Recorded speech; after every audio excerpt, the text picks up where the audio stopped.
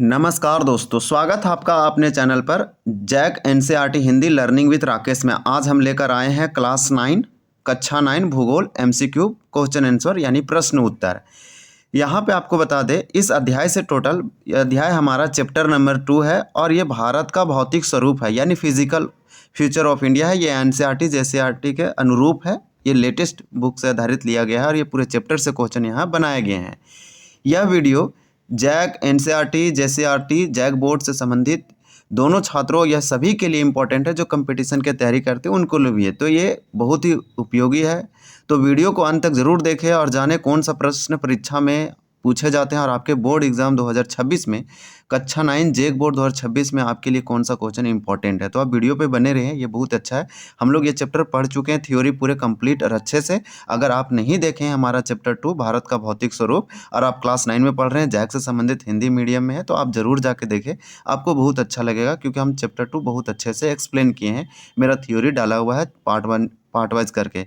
आज का वीडियो हमारा पार्ट 1 है, इसके बाद पार्ट 2 भी लेंगे क्योंकि 72 है, तो 72 एक वीडियो में बनाना थोड़ा वीडियो लॉन्ग हो सकता है जो कि आपको देखने को मन नहीं करेगा। तो आप थोड़ा सा पेशेंस रखेंगे और हम लोग इस वीडियो को अच्छे से कंप्लीट करेंगे। सारे क्वेश्चन बहुत अच्छा है, आपका रिवीजन हो जाएगा। जो आप पढ़े हैं वो आपका फिर से रिवीजन हो जाएगा। जब आप बोर्ड एग्जाम में जाएंगे देने के लिए, जब एमसीक्यू पूछा जाएगा तो वहाँ से आपको बहुत हेल्प होगा क्योंकि आप पढ़े रहेंगे और फिर उस समय पढ़ेंगे तो क्विकली रिवीजन हो जाएगा और कुछ चीज़ों को हमेशा याद रखा जाता है। तो चलिए हम लोग इसी के तहत इसको कंप्लीट करते हैं। 70 एमसीक्यू यानी कि महत्वपूर्ण important multiple choice question class 9 JAC board 2026 का टारगेट करते हुए। तो ये हमारा फिजिकल फ्यूचर यानी भारत का भौतिक स्वरूप एनसीईआरटी जेसीईआरटी जैक बोर्ड से संबंधित है। तो यहाँ पे पहला क्वेश्चन दिया गया है, आप देख पा रहे होंगे।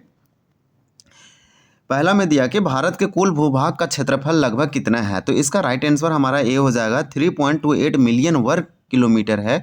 और आपको बता दें कि भारत का जो कुल भूभाग है यानी कि भारत जो है, आप भारत का टोटल लैंड देखेंगे तो ये बहुत बड़ा कंट्री है और इसलिए भारत इतना इसका 3.28 मिलियन वर्ग किलोमीटर है, इसलिए दुनिया का 7वां सबसे बड़ा देश है अकॉर्डिंग टू याद रखेंगे एरिया यानी क्षेत्रफल के हिसाब से 7वां सबसे लार्जेस्ट कंट्री है दुनिया में।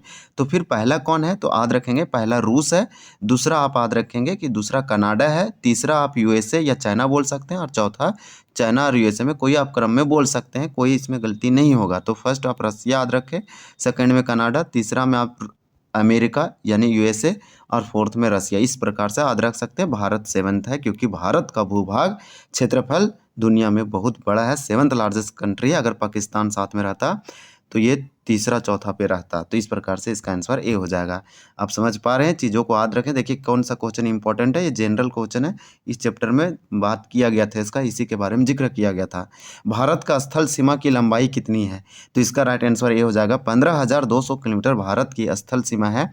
अब भारत का देखिए ये होता है, इधर से जो सटा हुआ इसे समुद्री स्थल या फिर कोस्टल एरिया इसे बोलते हैं, समुद्री वाला क्षेत्र, तो इसे काउंट नहीं करेंगे। भारत का वह सीमा, वह बाउंड्री जो स्थल लैंड से है, तो अब बांग्लादेश, चाइना, नेपाल, भूटान जाएंगे, इधर पाकिस्तान और इधर अफगानिस्तान, तो ये वाला एरिया टोटल जो भारत फैला हुआ है वो 15,200 किलोमीटर है। तो इसे ज़रूर याद रखें कि भारत का स्थल सीमा की लंबाई कितना है, तो 15,200 किलोमीटर है। और अभी ये वाला हम लोग देखें, ये बुक में डायरेक्ट जिक्र किया हुआ है आपके बुक में, जबकि भारत की कुल तटरेखा की लंबाई कितना है, तो 7,516.6 किलोमीटर है। तो इसको आप 7,516 भी बोल सकते हैं या 7,516 भी बोल सकते हैं, जरूरी नहीं कि एग्जैक्ट अप्रॉक्स में याद रखें।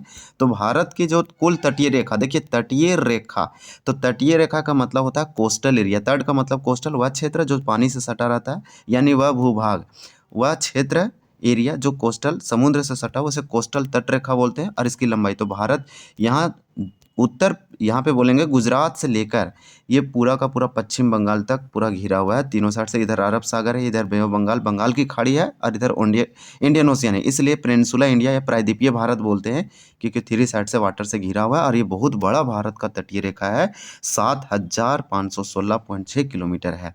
यह क्वेश्चन आपको समझ में आया होगा। तो आप देख पा रहे हैं कि भारत का स्थल सीमा 15,000 है, जबकि 15,200 किलोमीटर है, जबकि कोस्टल एरिया यानी तटीय रेखा भारत की लंबाई टोटल कितना है, तो 7,516 है।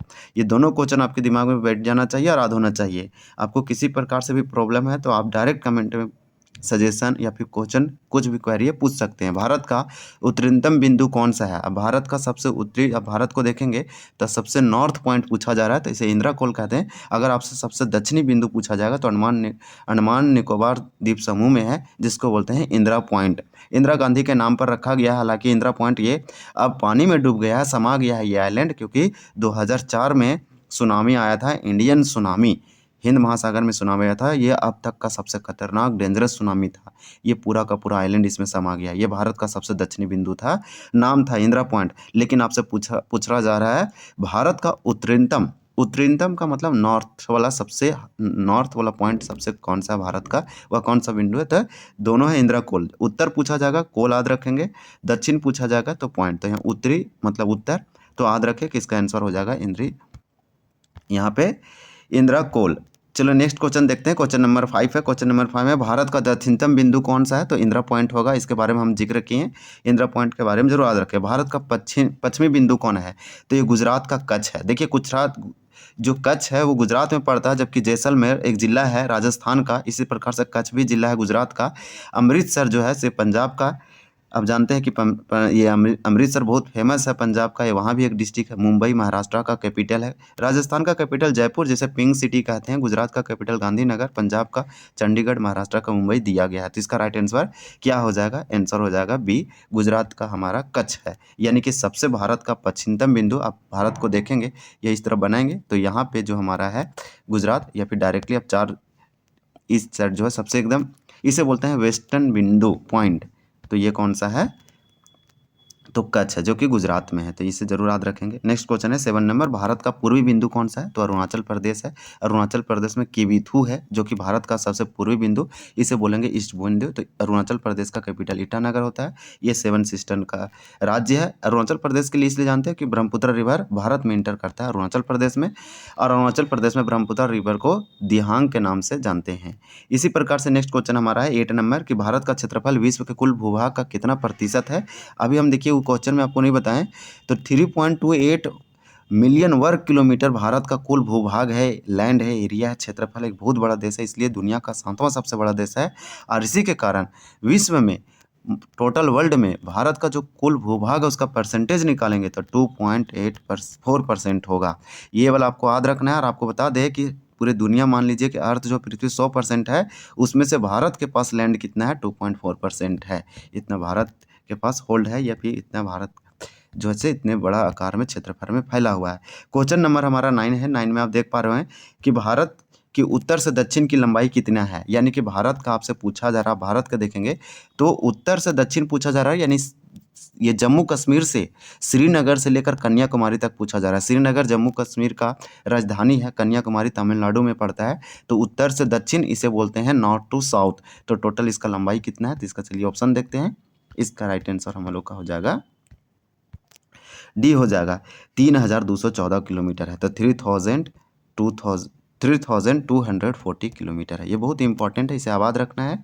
और आपसे अगर पूछा जाए, देखिए अगर आपसे तो ये पूछा गया उत्तर टू दक्षिण, अगर पश्चिम टू पूरब पूछा जाए तो इसे पूरब को ईस्ट बोलते हैं, और पश्चिम को हम लोग वेस्ट बोलते हैं, और उत्तर को नॉर्थ बोलते हैं, और दक्षिण को साउथ बोलते हैं। दोनों तरीके से आपको याद होना चाहिए।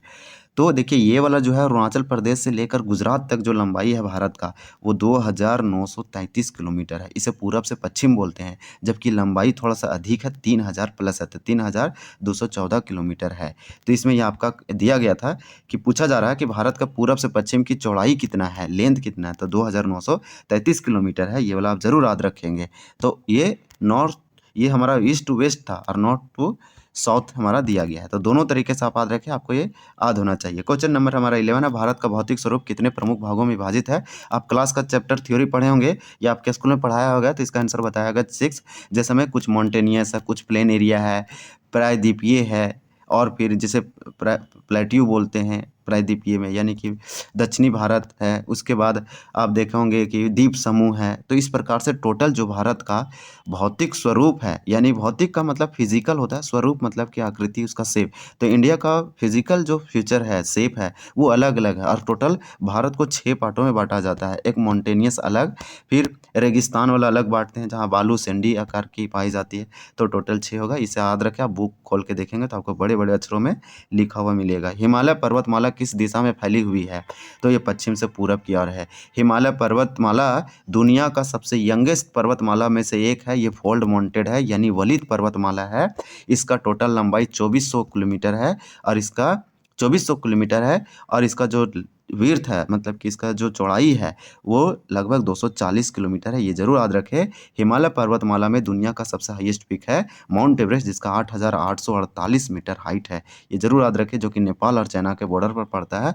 हिमालय पर्वतमाला जो है ये दुनिया की सबसे ऊंची श्रृंखलाओं और लंबी श्रृंखलाओं में से एक है। तो इसका यहाँ पूछा गया कि पर्वतमाला भारत में किस है, तो पश्चिम से पूरब की ओर फैली हुई है। यानी कि आप इंडिया को देखेंगे तो यहाँ से जम्मू कश्मीर, लद्दाख होते हुए या अरुणाचल प्रदेश तक जाता है। तो देखिए, इसे बोलते हैं पश्चिम, ये वाला इलाका, और इसका पूरब, तो ये पश्चिम पूरब से फैला हुआ है। इस तरह से सेमी सर्कल अर्धवृत्ताकार में है। क्वेश्चन नंबर 13 हमारा दिया गया है। 13 में आपसे पूछा जा रहा है कि हिमालय पर्वतमाला की लंबाई कितना है? तो 2400 किलोमीटर टोटल लंबाई है। लेकिन हम आपको बता दें कि हिमालय कुछ इस प्रकार से इसका शेप है, चांद का आकार का। लेकिन यहाँ इसका जो विड्थ है, वो यहाँ विड्थ अधिक है, यहाँ थोड़ा सा कम है। यानी कि अगर मान लीजिए 240 किलोमीटर यहाँ चौड़ाई है, तो यहाँ चौड़ाई नैरो हो गया, यानी कि इधर चौड़ा था, इधर नैरो हो गया। इधर जैसे जैसे हम लोग जाएंगे अरुणाचल प्रदेश, असम की ओर, तो यहाँ मात्र 150 किलोमीटर पड़ता है। लेकिन इसका जो कि टोटल लंबाई अगर पूछा जाए आपसे, तो टोटल लंबाई पर्वतमाला का 2400 किलोमीटर है। इस पर्वतमाला को डिवाइड करते हैं, ऊपर वाला को हिमाद्री बोलते हैं और नीचे वाला को बोलते हैं निम्न हिमालय या हिमाचल, और इसे बोलते हैं शिवालिक, जो कि आप जानते होंगे। तो इस प्रकार से राइट आंसर हमारा ए हो जाएगा। आपको वीडियो पसंद आ रहा है तो हमारे चैनल को सब्सक्राइब कर सकते हैं और कमेंट जरूर करें। इसी प्रकार से क्वेश्चन नंबर 14 है कि हिमालय पर्वतमाला की चौड़ाई कितनी है? हिमालय पर्वतमाला की चौड़ाई आपसे पूछा जा रहा है, तो इसका राइट आंसर हो जाएगा 400 किलोमीटर कश्मीर में है, 150 किलोमीटर अरुणाचल प्रदेश में है। तो यही चीज़ हम बता रहे हैं कि अरुणाचल प्रदेश में धीरे धीरे ये नैरो हो जाता है। तो यहाँ पे इसका चौड़ाई कितना है? तो 400 किलोमीटर है, जो कि जम्मू कश्मीर, उत्तराखंड वाला क्षेत्र में है। जब कि अरुणाचल प्रदेश में जाएंगे तो मात्र 150 किलोमीटर होता है। ये धीरे धीरे इंड हो जाता है, नैरो। ये पश्चिम से लेकर पूरब की ओर गया हुआ है, यानी कि वेस्ट से ईस्ट फ्लो हो रहा है और इंडिया के नॉर्थ साइड है, यानी कि इंडिया के नॉर्थ उत्तर साइड है। ये आप जरूर याद रखेंगे। तो इसका हम लोग चौड़ाई वगैरह देखें, ये सब एकदम नॉर्मल क्वेश्चन है और इसको आपको क्लास 9 में पढ़ रहे हैं तो इसका आपका आंसर आना ही चाहिए। ये जरूरी नहीं कि एग्जाम के लिए, नॉलेज के लिए, ज्ञान के लिए, ताकि आपको दिक्कत कभी आगे ना हो। क्वेश्चन नंबर 15 है कि हिमालय पर्वत का औसत ऊंचाई कितना है? तो हिमालय पर्वत की औसत ऊंचाई पूछा जा रहा है, हाइट, कि हिमालय का हाइट कितना है सी लेवल से, समुद्र स्तर से, तो 6000 मीटर है। लेकिन कहीं कहीं ये कम है। जैसे में आप हिमालय को देखेंगे तो सबसे हाइट जो ऊपर वाला पार्ट है, जिसे हिमाद्री या लेसर या फिर ग्रेटर हिमालय बोलते हैं, ये वाला 6000 किलोमीटर है। इसका 6000 मीटर है, सॉरी 6000 मीटर इसका हाइट है। जबकि आप लेसर वाला या निम्न हिमालय की बात करेंगे, बीच वाला पार्ट, इसमें थोड़ा सा कम है, ये 3700 के आसपास होगा। इसी प्रकार से शिवालिक का थोड़ा सा और हाइट कम हो गया। तो सी लेवल से सबसे ज़्यादा हिमालय के औसत एवरेज हाइट अगर निकाले तो 6000 मीटर आएगा। ये आपको याद होना चाहिए, जिस प्रकार से हमको याद है। क्वेश्चन नंबर 16 दिया गया है कि हिमालय की सबसे ऊंची चोटी कौन सी है? हिमालय की सबसे हाईएस्ट चोटी, तो देखिए माउंट एवरेस्ट है, 8848 मीटर। आपको एक एग्जैक्ट डाटा बता दें, इसका हाइट कितना है, 8849 मीटर आप बोले, या तो 8848.86 मीटर बोले, तो आपको एग्जैक्ट ये होगा। क्योंकि ये लगातार हिमालय बढ़ रहा है, आप समझ रहे हैं। ऐसा चोटी है, दुनिया की सबसे हाईएस्ट पीक है माउंट एवरेस्ट। ये इस पे कौन चढ़ाई किया था? बछेंद्री पाल, आप जानते हैं बछेंद्री पाल, अरुणिमा सिन्हा, ये सब इस पर। अरुणिमा सिन्हा ऐसा ये हैंडीकैप थी, डिसेबिलिटी पर्सन थी, जिस पे चढ़ाई की था, जिसका लेग ही नहीं था, और इस माउंट एवरेस्ट पर चढ़ाई करने वाली पर्सन फर्स्ट पर्सन बनी थी। और अरुणिमा सिन्हा के बारे में, बछेंद्री पाल तो पहली बार चढ़ाई जो भारत की पहली थी। तो इसका हाइट आपको याद होना चाहिए। नेपाल, और यानी कि नेपाल के बॉर्डर और चाइना के बॉर्डर पर है, सबसे हाईएस्ट पीक है हिमालय की सबसे ऊंची चोटी। और दुनिया में अगर सबसे बात करें कि माउंट एवरेस्ट पर चढ़ा कौन था, तो हिंडमैन हिलेरी करके व्यक्ति था, वो चढ़े थे। तो इसको आप याद होना चाहिए। जबकि भारत का सबसे हाईएस्ट पीक कंचनजंगा है। कंचनजंगा सिक्किम में, नंदा देवी उत्तराखंड में है, धौलागिरा नेपाल साइड है। तो इसके बारे में आप बता सकते हैं। और चलिए नेक्स्ट देखते हैं। क्वेश्चन नंबर 17 है कि माउंट एवरेस्ट की ऊंचाई कितनी है? 8848 मीटर है। हम इसके बारे में देख चुके हैं डिटेल। फिर क्वेश्चन नंबर 18 है, भारत की सबसे ऊंची चोटी कौन सी है? तो भारत की सबसे ऊंची चोटी कंचनजंगा है, जो कि माउंट एवरेस्ट से थोड़ा सा कम है, लेकिन भारत का पूछा गया तो भारत का सबसे बड़ा हाइट हो जाएगा कंचनजंगा। भारत के सिक्किम राज्य में, सिक्किम का कैपिटल गंगटोक होता है।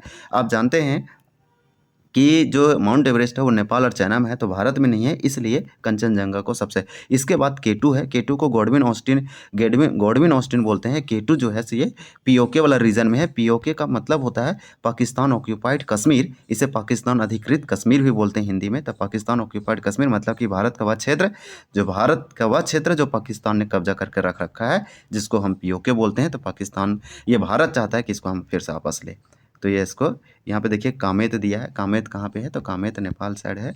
इसी प्रकार से क्वेश्चन नंबर दिया गया है 19, कंचनजंगा की ऊंचाई कितनी है? तो 8,586 मीटर है। ये आपको याद होना चाहिए, 8,586 मीटर है, जबकि 8,848 मीटर माउंट एवरेस्ट का हाईएस्ट पीक है। ये आपको याद होना चाहिए। तो ये भी 8,000 है, बस ये 848 है, ये 586 है। आपको इजीली याद हो जाएगा। कंचनजंगा भारत का सबसे हाईएस्ट पीक है, भारत के सिक्किम में है।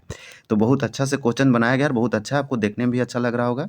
इसी प्रकार से आप सजेशन दे सकते हैं, आप किस चैप्टर का इसी तरह से क्वेश्चन देखना चाहते हैं, या किस सब्जेक्ट का, क्लास 9th का, तो आप कमेंट करके बता सकते हैं, क्लास 8 का भी और क्लास 10th का भी। तो नंगा पर्वत कहाँ स्थित है? नंगा पर्वत देखिए जम्मू कश्मीर में है। जम्मू कश्मीर भारत का एक यूटी है। इसे ही केंद्र शासित प्रदेश बोलते हैं, या इंग्लिश में यूनियन टेरेटरी और शॉर्ट में यूटी बोलते हैं। जम्मू कश्मीर पहले भारत का एक राज्य था, जो कि ये भारत का एक राज्य था जम्मू कश्मीर, जिसका कैपिटल श्रीनगर और जम्मू 2 कैपिटल है। इसका एक विंटर एक समर कैपिटल है, ग्रीष्म का अलग और सर्दी का अलग, जिसको जम्मू और श्रीनगर बोलते हैं। जब ये टूटा तो 2 यूटी बना, एक लद्दाख बना जिसका कैपिटल लद्दाख का रखा गया लेह, और एक बना जम्मू एंड कश्मीर, और जम्मू कश्मीर का कैपिटल श्रीनगर और कश्मीर, ये श्रीनगर और जम्मू रखा गया। ये 2019 में ऐसा सब हुआ, यानी कि 2019 में ये एक यूटी बन गया राज्य से।